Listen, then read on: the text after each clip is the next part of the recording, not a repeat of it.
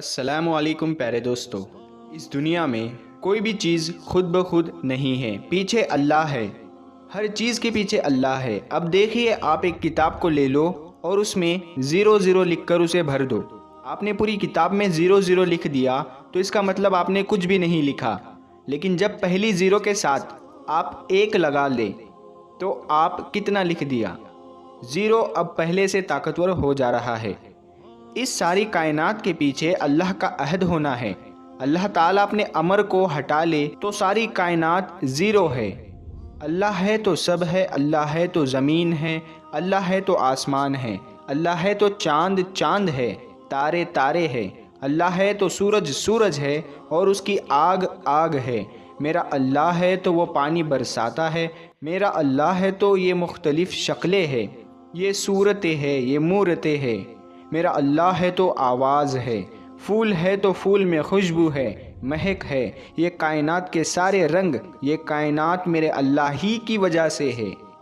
آپ ایک butter fly یعنی تتلی کو پکڑ کر دیکھیں اور اس کے پروں کے اوپر جو پرنٹ ہے وہ دیکھیں۔ ایک تتلی کے پر کے اندر اللہ تعالیٰ نے کس طرح سے رنگت کو بکھیر کر رکھ دیا ہے۔ آپ کو اللہ تعالیٰ کی وحدانیت کو بتائے گا کہ کوئی ہے جو اس نظام ہستی کو چلا رہا ہے۔ وہ کون ہے؟ وہ ہے اللہ۔ کتابوں کا ڈھیر سامنے رکھ کر تمام پڑھنے والے اسٹوڈنٹ اور طلباء موجود تھے۔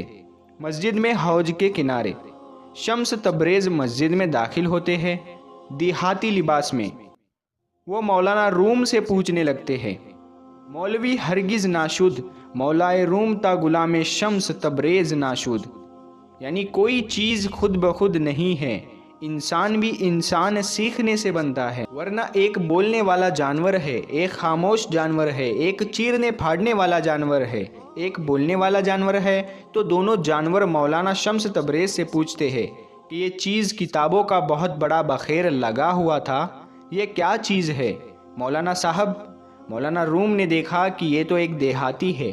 انہوں نے بڑے تکبر سے کہا کہ ارے بابا، یہ وہ ہے جو تو نہیں جانتا، جا اپنا کام کر۔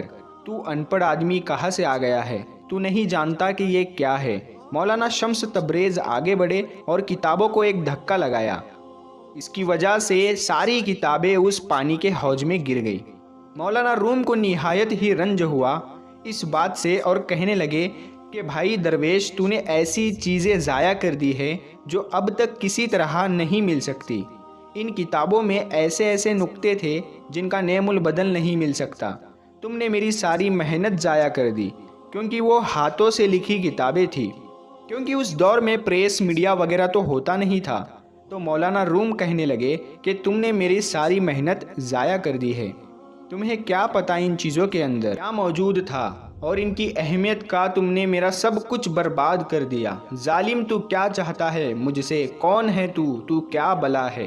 وہ مسکرائے اور حوض میں چھلانگ لگا دی اور ایک کتاب خشک نکال کر باہر رکھ دی، اور کتاب خشک ایسے جیسے پانی کو چھوا تک نہیں۔ کتابوں کے پنوں پر مٹی ایسے اڑ رہی ہے، مولانا روم کی آنکھیں پھٹی کی پھٹی رہ گئی اور حیرانگی سے پوچھتے ہیں، یہ کیسے ہو سکتا ہے؟ تو فرمایا، یہ وہ ہے جو تو نہیں جانتا، مولوی ہرگز ناشود، مولائے روم تا گل میں شمس تبریز ناشود۔ مولانا صاحب، یہ وہ ہے جو آپ نہیں جانتے۔ پھر فلسفہ بھی بھول گیا، وہ منطق بھی بھول گیا، پھر سب کچھ بھول گئے اور اللہ ہی کے ہو گئے۔ پھر آج تک مولانا روم ہی گونج رہے ہیں۔ کتنے فلسفے آئے اور مر گئے، قبروں کے نشان مٹ گئے۔ مولانا روم کی قبر کے اوپر مسلمانوں سے زیادہ غیر مسلم کھڑے ہوتے ہیں۔ اللہ نے کیا محبت ڈالی اس بندے کی، ہم مسلمانوں سے زیادہ غیر مسلم وہاں پر موجود ہوتے ہیں، اور یہ واحد دربار ایسا ہوتا ہے جہاں پر ٹکٹ لگا ہوا ہے۔ غیر مسلموں نے ایک نظام بنایا ہے کہ چلو پیسہ تو بنے، بہت زیادہ پیسہ اور رش لگا ہوا ہوتا ہے۔ اللہ تعالیٰ اس کائنات کا خالق و مالک ہے، اس کو پہچان کر زندگی گزارنا یہی زندگی کا اصل مقصد۔ ہم غلط راہوں پر چل نکلے ہیں کہ پیسہ بناؤ، پیسہ کماؤ، اپنے بچوں کے لیے جائیداد خریدو، اکٹھی کر لو۔ اسے بنانے میں چاہے شریعت ٹوٹے، حکم ٹوٹے، اللہ ناراض ہو، چاہے اللہ کے نبی ناراض ہو۔ یہ نہ عورتوں کا مسئلہ ہے اور نہ مردوں کا مسئلہ ہے، بس مسئلہ ہے کہ ہمارا کام ہونا چاہیے۔ وہ کام کیا ہے؟ ہماری ضرورتیں پوری ہونی چاہیے، ہماری خواہشات پوری ہو، ہماری ہر چاہت پوری ہو۔ پیارے دوستو، یہ کوئی زندگی نہیں ہے، اللہ کو پہچاننا ہی ہماری زندگی کی صحیح منزل ہے۔ وقت تیزی سے اپنی منزلیں طے کر رہا ہے اور اللہ کے سوا ہر چیز ہلاک ہو جانے والی ہے۔ ہر شے کی آمد و رفت کا سلسلہ جاری ہے۔ اس تیز رفتار زندگی میں انسان معاش حاصل کرنے کے اور اپنے گمان کی مطابق خوب سے خوب زندگی گزارنے میں لگا ہوا ہے۔ گویا کہ اس دور فانی میں وہ اس قدر مست ہے کہ صحیح اور غلط امتیاز کیے بغیر اپنی زندگی بسر کر رہا ہے۔ آج انسان کی مثال ایک ایسی مشین کی طرح ہے جس نے اپنے مقصد تخلیق کو فراموش کر دیا ہے، جبکہ ہم انسانوں کو جس نے تخلیق بخشی وہ اس لیے نہیں کہ کھائے پیے اپنی صحبت کی تخلیق کرے اور پھر مر جائے۔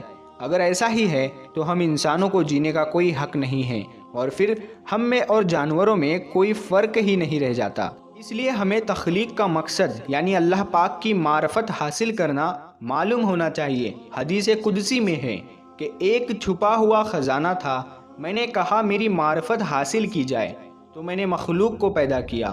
انسان اس عالم میں ایک ادنا ذرے سے لے کر شجر و حجر اور پہاڑوں کو دیکھے تو تمام اشیاء اس پر شاہد ہے کہ تمام عالم کا رب ایک ہے۔ ایک ادنا سی شے ایک جگہ سے دوسری جگہ بذات خود منتقل ہونے کی صلاحیت نہیں رکھتے۔ کوئی ظالم کے بارے میں یہ تصور کرنا کہ یہ بذات خود قائم ہے اور اس کا کوئی خالق و مالک نہیں تو یہ محض ایک حماقت ہے۔ ایسی چیزیں خود بخود چیزیں ناشد ہے، یعنی کوئی بھی چیز خود بخود وجود میں نہیں آتی اور نہ کوئی لوہا خود بخود تیز خنجر بن جاتا ہے۔ ہاں، یہ الگ سی بات ہے کہ انسان اپنی کم ذہنی اور عقل رکھنے کے باوجود اس حقیقت سے نا آشنا رہے، کیونکہ انسان جب پیدا ہوتا ہے تو اس میں سوچنے سمجھنے کی صلاحیت ہوتی ہے، لیکن جب ماں دودھ پلاتی ہے تو بچہ دودھ پینے لگتا ہے۔ اس ناسمجھی کی عمر میں یہ سلیقہ اس کے اندر کیسے آیا؟ ہم اپنے وجود کو دیکھیں جو دو چیزوں سے بنا ہے، ایک کو جسم اور دوسری کو روح سے جانتے ہیں۔ روح جسم سے الگ ہو گئی تو اسے صرف یہ کہتے ہیں کہ اس کا انتقال ہو گیا، یعنی جس چیز کو دیکھا نہیں، جو روح کو اس نے دیکھا نہیں، پھر بھی وہ یقین اتنا رکھتا ہے کہ اس شخص کا انتقال ہو گیا۔ انتقال کا مطلب جسم سے روح کا الگ ہو جانا۔ پیارے دوستو، آج کی یہ ویڈیو آپ کو کیسی لگی ہمیں کمنٹ میں ضرور بتانا۔ ملتے ہیں آپ کو پھر ایک نئی ویڈیو کے ساتھ، تب تک کے لیے السلام علیکم، اللہ حافظ۔